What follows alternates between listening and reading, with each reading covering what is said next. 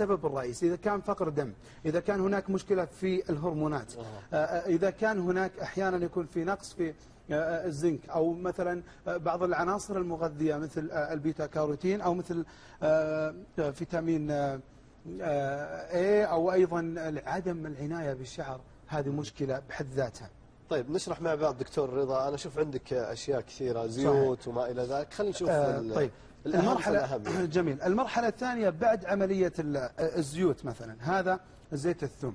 زيت الثوم يعمل على إنبات الشعر وتطويله وتكثيره ووقف تساقطه.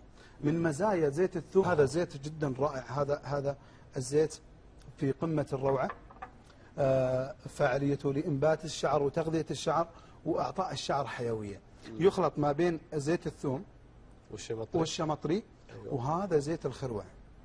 طيب معروف زيت الخروع ما يحتاج. زيت الخروع برضو نحتاج إلى أنه يكون زيت يعني الكواليتي. الآن ترى نبات الخروع موجود حتى هنا في الوطن العربي. أي نعم، ممكن أنه يأخذ الخلاصة الفعلية الحقيقية لزيت الخروع، ستكون نتائج جدا رائعة لإنبات الشعر. وإذا كان في مشكلة تساقط فزيت الثوم هو العامل الرئيسي في الموضوع. طبعا هذه يستخدمها كل الأعمار، هذه لكل الناس، كلها ما تدخل في الموضوع.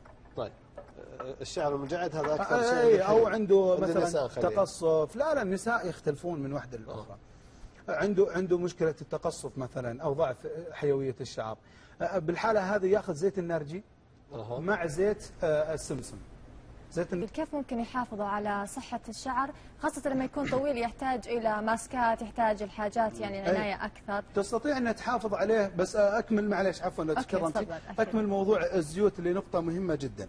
أن بعض الأخوات عندها مشكلة، أو بعض حتى الأخوان عندهم مشكلة أن الزيت فروة الرأس دهنية، أو حتى الشعر دهني. صحيح. بالحالة هذه استخدام الزيت يكون لمدة ساعتين فقط، ومرتين فقط في الأسبوع. متباعدات، مو يومين متتاليات. مثلا يعني يخلطها، هذه الخلطة اللي أعطيتها للمشاهدين. أوكي. وبعدين يستخدمها لمدة ساعتين، وثم على مرتين فقط في الأسبوع. إذا كان الشعر جاف فيستخدمها يوم بعد يوم، ما في مشكلة. لو نام فيها 5 ساعات ما في مشكلة. طيب بالنسبة للقشرة مع الشعر الدهني، تتعالج ولا لها شيء ثاني؟ شوف، إذا كان الثوم مركز صدقني سيقضي على القشرة. طبعا يستخدم القطران أو زيت القطران، أو القطران نفسه يأخذ ملعقة صغيرة من القطران الأسود. أيوة. مع الشامبو، ويعمل على شكل رغوة، ويترك على الرأس لمدة 20 دقيقة. أعتقد 5 إلى 7 استخدامات لن يكون هناك قشرة إطلاقا. لن يكون هناك. يعني بدل شامبوهات القشرة أبدا منها فائدة. هيكون فعاليته جدا عالية مختلفة، حل حقيقي حتى للصدفية الدائرية اللي تجي في الرأس يقضي عليها بإذن الله سبحانه وتعالى. نعم. طيب سؤال الأخت، ممكن تحافظ عليه باستخدام الزبادي، ممكن تحافظ عليه باستخدام ماء العسل، عسل مخفف يوضع على الشعر جدا رائع.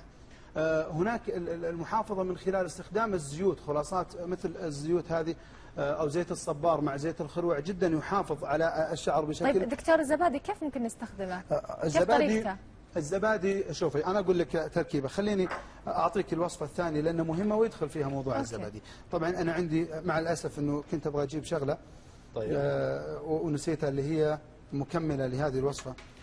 هنا معي إكليل الجبل. ما أدري أنا عشان أعرضها هل هو المكان صحيح هنا ولا قدام؟ لا واضح أبدا. هذا إكليل الجبل. إكليل الجبل جدا رائع وفعال لحل مشاكل الشعر. طبعا للتساقط. هناك وصفات عديدة ومتعددة. يعني بعض الأخوة والأخوات المشاهدين يقول أنا أعرف لا الخلطة في أفضل. طبعا في عدة خلطات، لكن هذا إكليل الجبل. كيف شلون الخلطة؟ أنا بقول الخلطة اللي عندي لأنه في أكثر من خلطة، لكن بقول التركيبة المعروفة اللي عندي. في بعض الناس دكتور رضا ياخذ الآن ماشي على مثلا علاج دوائي، بس الأدوية هذه ما لها تأثيرات جانبية بالنسبة إطلاقا. مو بالطبية، مو بهذه اللي عندك دكتور رضا، اللي نفسها اللي يصرفها الدوائي مثلا الطبيب. لا بدك في هنا وهنا. نعم هذه حلول.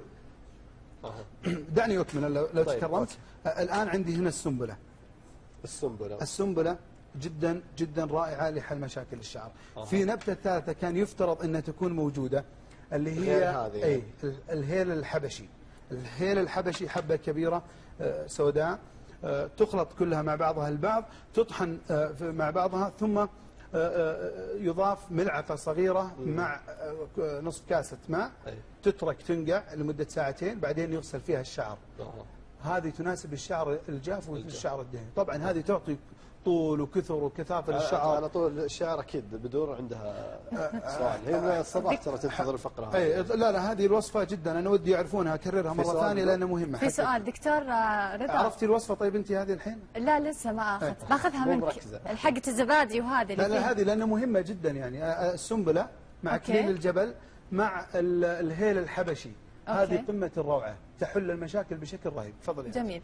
طيب لما يكون في بعض الأشخاص يعانون من تساقط الشعر ويعالجون طبيا، يأخذون حاجات مستحضرات طبية، وللحين جالس يتابع هذه الفقرة ويسمع في بعض الخلطات اللي تقولها انها تكثف الشعر، هل ممكن ان نجمع ما بين الحاجتين، الحاجات الطبيه مثلا حسب يعني قاعد ياخذ لي ممكن حبوب زنك ولا ياخذ لي مثلا فيتامين معين ما له علاقه في الموضوع، هذا مكمل غذائي داخلي وهذا معالج خارجي. فهذا مهم. اعطوني بس الوقت علشان عامل الوقت. يلا في اقل من نص. لا هذه المشكله لانه احنا ودنا نوصل الرساله. هذه الكثيره الكثيره هي عباره عن ماده هلاميه صمغيه من نبته الكتاد. طبعا هذه النبته، هذه الخلاصه توضع في مثل هذه الطريقه، توضع في مثل هذه الطريقه، ثم يؤخذ منها ملعقه بعد ما تكون ماده هلاميه وتوضع على الشعر، تحل مشاكل الشعر وتحافظ عليه بشكل كبير.